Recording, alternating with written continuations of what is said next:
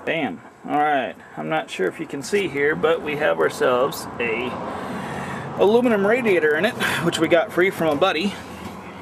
Love freebies. Here so we can see a little bit better. He actually had this in a Toyota 4Runner, and he had problems with it. Instead of using electric fans with it, he was using, you know, the fan that came on the, he put a V6 in his 4Runner. So he used a clutch fan that was on it. I'm not sure if you can see down, yeah, there you go, there's a good shot of it. He almost destroyed this thing. So what I did, I figured I'd get it, and I'd go ahead and make it work for now until I can go ahead and pay to have it record. But it's been holding water for about 6 months, so I'm feeling pretty good about it. You can see I swapped back to a carburetor. We had some problems with our batteries, and so I had to jump it one day, and I didn't know with the Holley projection, it doesn't like to be jumped. So it actually blew the top off of one of the 2 injectors that are in it. So I put a carburetor back on it so that way we can play around with it. And this thing runs rich. This one was off of actually that 460 that we had in here. So it's about 950 CFMs on a 305. It's a little bit too big. So I'm going to pause here and I'm going to hop back down and I'll take you around the rest of it. Last time that you guys saw the seats in this guy, they didn't have a gasket on it, but they weren't bolted in or anything. Now they're at least in.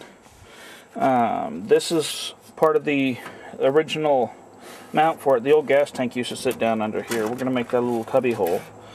But we went ahead, you can see I had a buddy helping me, and well, he was learning how to use a welder.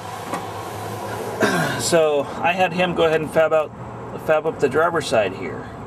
And you know, so you can see the welds are a little bird shitty, but you know, at least it's holding for now. We've got the seats in.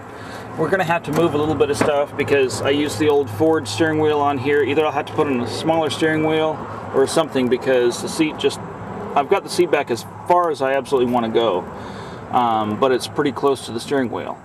So I'm either going to have to re-tilt the column, or I'm going to have to you know, use a smaller steering wheel or something. But that's small stuff. At least I can drive it for now. And let me see if I can't get a picture from underneath here. Yeah, there you go. You can kind of look across. You can see that big hole that I had to cut in this, in the floor pan, so that way I could get the transfer case in. Let me see if I can't reach my hand over. The transfer case wants to set up a little bit higher than our hump was. So what I decided to do, I'd go ahead and cut out more than I needed to, so that way I could take and bend it a little bit and then weld it back in and give it a little bit, or what I was going to do, I cut out more than I needed to, so that way I could take and bolt it back on, so that way I can have not only the doghouse but the center hump removable for when I have to service this in the future, because I know with what we're planning to do with it, I'm going to be breaking stuff. So we got that all cut, we got everything in, and then you can see we have a gas cap on it. One of the things that was really important to me was to be able to use this stock filling location. So kind of what we did, we'll look around this side. You can see we piped it in.